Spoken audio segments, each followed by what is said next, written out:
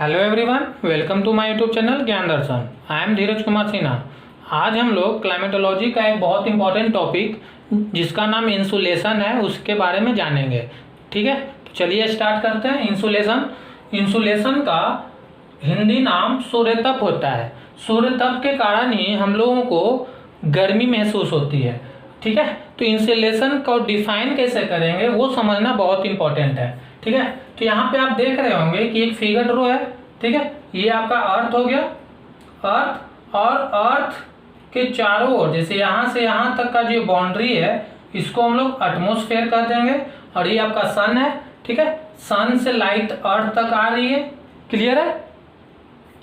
तो यहाँ पे आप देख रहे होंगे कि अर्थ पर सन से आने वाली शॉर्ट वेव टेरेस्टेरियल रेडिएशन को ही हम लोग इंसुलेशन कहते हैं। ठीक है, अर्थ पर सन से आने वाली शॉर्ट वेव टेरेस्टेरियल रेडिएशन को ही हम लोग इंसुलेशन कहते हैं। अब ये शॉर्ट वेव क्या होता है वो अभी आगे हम लोग देखेंगे। ठीक है, तो यहाँ पे देख रहे होंगे कि ये सन है, ये आया, यहाँ पे आपका वायुमंडल में इंटर करने वाला है जो कि पारदर्शक हो जाता है। यहाँ पे जो सन की जो लाइट आती है, ठीक है, जो शॉर्ट वेव टेरेस्टेरियल रेडिएशन के माध्यम से आती है वो पारदर्शक होने के कारण इजीली ये अर्थ तक पहुंच जाती है और ये अर्थ को हीट करना शुरू कर देती है।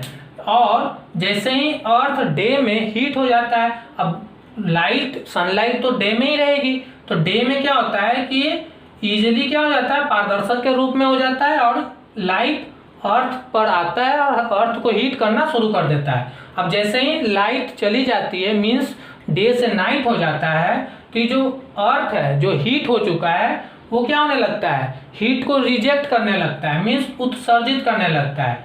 तो ये जो हीट को जो रिजेक्ट करता है वो लॉन्ग वेव टेरेस्टेरियल रेडिएशन के माध्यम से करता है। ठीक है, लॉन्ग वेव टेरेस्टेरियल रेडिएशन के माध्यम से अर्थ हीट को रिजेक्ट करना शुरू कर देता है और ये जो आपका एटमॉस्फेयर जो कि पहले पारदर्शक हुआ करता था वो नाइट में अपारदर्शक हो जाता है। ठीक है, अपारदर्शक मीन्स यहाँ से जो रेडिएशन अर्थ से जो निकला वो आगे जा करके ये वायुमंडल से बाहर नहीं निकल पाएगा, और ये बाहर नहीं निकल पाएगा तो जो भी हीट यहाँ पे आया है वो वायुमंडल से बाहर नहीं जा रहा है। इट मीन्स आपका वायुमंडल हीट होने लगा।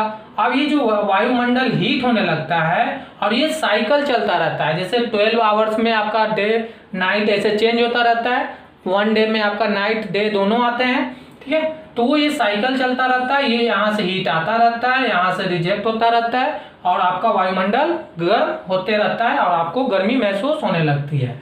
ठीक है, और ये जो हीट है वो बैलेंस रहता है, जिसको कि हीट बैलेंस में हम लोग पढ़ेंगे। हीट एक बैलेंस है टॉपिक, उसको भी हम लोगों को पढ़ना होता है, तो इसी के बारे में पढ़ना होता है। ठीक है, तो ये आपको समझ में आ गया होगा इंसुलेशन का डेफिनेशन। फिर से अगेन रिपीट कर देते हैं कि अर्थ पर सन से आने वाली शॉर्ट वेव टेरेस्टेरियल रेडिएशन को ही हम लोग इंसुलेशन करते हैं। अब हम लोग देखते हैं कि शॉर्ट वेव टेरेस्टेरियल रेडिएशन और लॉन्ग वेव टेरेस्टेरियल रेडिएशन किसको कहते हैं। तो शॉर्ट वेव मीन्स क्या होता है कि जिसकी वेवलेंथ कम होती है तो उसको शॉर्ट वेव बोल देंगे, और जैसे ही वेवलेंथ कम होती है तो उसकी फ्रीक्वेंसी वेरी हाई हो जाता है, और जैसे जैसे वेवलेंथ बढ़ता जाता है वैसे वैसे इसकी फ्रीक्वेंसी कम होती जाती है। और आपको मालूम होगा कि जितना फ्रीक्वेंसी हाई होगा वो उतना ही स्पीड से ट्रेवल करती है। ठीक है, तो शॉर्ट वेव होने के कारण बहुत फ्रीक्वेंसी हाई हो जाता है जिस कारण ये इजीली अर्थ तक पहुंच जाता है। और ये जो लॉन्ग वेव है इसकी वेवलेंथ ज्यादा होती है जिस कारण यहाँ से क्या होता है कि ये धीरे धीरे इसकी फ्रीक्वेंसी कम हो जाती है, धीरे धीरे निकलता है और यहाँ पे भी अपारदर्शक रहता है लेयर आपका। और ये क्यों रहता है, क्योंकि ऊपर आपका ग्रीन हाउस, आपका जो ये ग्रीन हाउस गैस है वो क्या करता है कि एक लेयर का काम करता है। ठीक है, जो कि लॉन्ग वेव टेरेस्टेरियल रेडिएशन को बाहर निकलने नहीं देता है।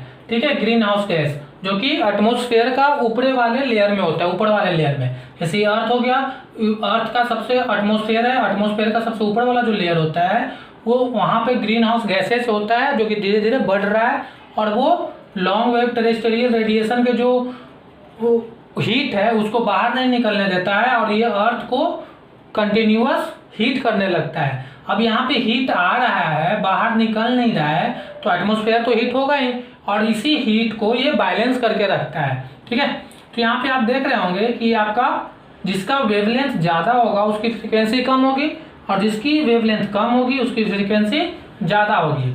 तो इसको और अच्छे से यहाँ पे डिफाइन कर सकते हैं हम लोग कि जैसे यहाँ पे ये सन है, यहाँ पे ये अर्थ है। ठीक है, तो सन के जो बाहर वाला सतह होता है उसको हम लोग फोटोस्फेयर कहते हैं। ठीक है, फोटोस्फेयर। अब फोटोस्फेयर से जो बाहर ऊर्जा निकलती है उसको हम लोग फोटान के नाम से जानते हैं। फोटान मीन्स फोटोस्फेयर से जो बाहर वाली जो फोटोस्फेयर से जो ऊर्जा बाहर निकलती है वो फोटान के नाम से जाना जाता है। ठीक है, अब यहाँ से सोलर रेडिएशन सन से निकला और क्रोमोस्फेयर, क्रोमोस्फेयर भी एक सन का लेयर ही है जो क्रोमोस्फेयर में इंटर करता है, जिसको कि हम लोग एटमॉस्फेयर ऑफ द सन कहते हैं। मीन्स क्रोमोस्फेयर को हम लोग सन के एटमॉस्फेयर भी कहते हैं। ठीक है, अब क्रोमोस्फेयर में सोलर रेडिएशन इंटर करता है, क्रोमोस्फेयर लेयर को क्रॉस करके ये सोलर स्पेक्ट्रम बनता है। और सोलर स्पेक्ट्रम आपको मालूम होगा कि सोलर स्पेक्ट्रम में 7th रे होते हैं, gamma ray, X ray, ultraviolet रे, विजुअल रे। विजुअल रे जिसको हम लोग विवग्योर कहते हैं, जो कि 7th कलर्स होते हैं। ठीक है, इंफ्रा रेड रे, माइक्रोवेव रे, रेडियो वेव रे। ठीक है, अब यहाँ से क्या हुआ कि जो सोलर रेडिएशन है सन से निकला, सोलर स्पेक्ट्रम बना, वो 7th रे हो गए। अब ये जो 3 रे हैं, गामा रे, एक्स रे और अल्ट्रावायलेट रे, वो अर्थ सरफेस तक नहीं पहुंचते हैं। ये 3 आपके वायुमंडल में ही मतलब रह जाते हैं। तो देख सकते हैं कि गामा और एक्स रे जो होता है, गामा और एक्स और गामा रे जो होता है आयन मंडल, जैसे स्ट्रक्चर ऑफ एटमॉस्फेयर में हम लोग देखे थे कि एक आयन मंडल था, समता मंडल भी था। तो गामा रे और एक्स रे आपका आयन मंडल में ही रुक जाता है।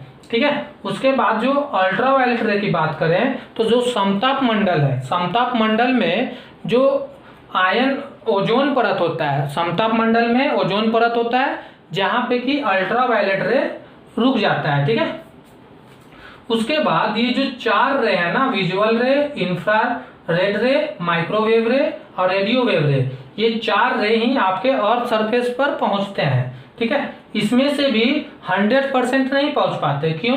क्योंकि अर्थ आपको ये दिख रहा है, ये माउंटेन वगैरह, रिवर, ओशियन वगैरह दिख रहा होगा, अर्थ सरफेस दिख रहा होगा। ठीक है, तो यहाँ से अर्थ सरफेस से 1000 किलोमीटर के ऊपर हाइट पे जाइएगा तो लगभग एक्सोस्फीयर बहिमंडल मिलता है।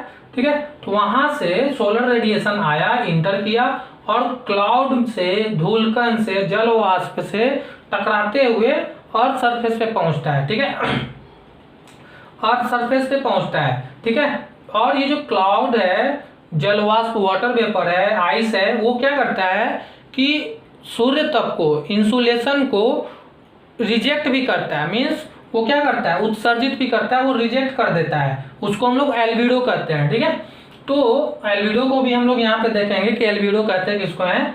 तो हम लोग यहाँ पे देख सकते हैं कि सन से जो आती है वो शॉर्ट वेव टेरेस्ट्रियल रेडिएशन आती है, जिसका वेवलेंथ कम होता है, जिस कारण उसकी फ्रीक्वेंसी ज़्यादा होती है। फ्रीक्वेंसी जब ज़्यादा होगी तो उसकी स्पीड ज़्यादा होगा और स्पीडली वो इंटर करेगा आपके एटमॉस्फेयर में, एटमॉस्फेयर से होते हुए और सरफेस को हीट करेगा। Then long wave terrestrial radiation के माध्यम से, जिसका कि वेवलेंथ ज़्यादा होने के कारण इसकी फ्रीक्वेंसी कम होती है। जब फ्रीक्वेंसी कम होगी तो इसकी स्पीड स्लो होगी, जब स्लो होगी तो वो धीरे धीरे धीरे धीरे हीट को ऊपर की ओर जाएगा।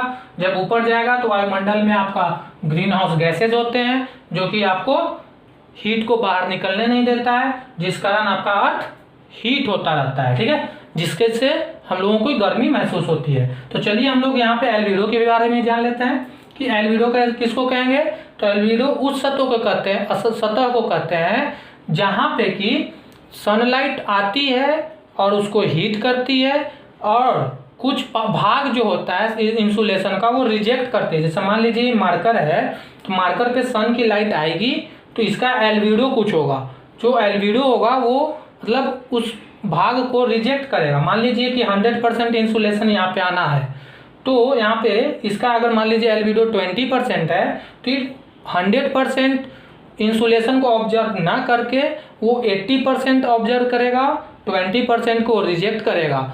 तो जितना परसेंट वो रिजेक्ट करता है उसी को, तो जितना परसेंट वो रिजेक्ट करता है, जैसे मान लीजिए यहाँ से 20% रिजेक्ट कर रहा है, तो उसी को हम लोग एल्बिडो कह देंगे। ठीक है, तो यहाँ पे आप देख रहे हैं कि एल्बिडो आपकी सतह हो गया, एल्बिडो हो गया। तो आइस जो आपका होता है, आइस का 70 to 90% एल्बिडो होता है, क्लाउड का 70 to 80% होता है, सैंड का 20 to 30% एल्बिडो होता है, सतह का, शुष्क सतह का 15 to 25% होता है, वाटर का 3 to 5% होता है।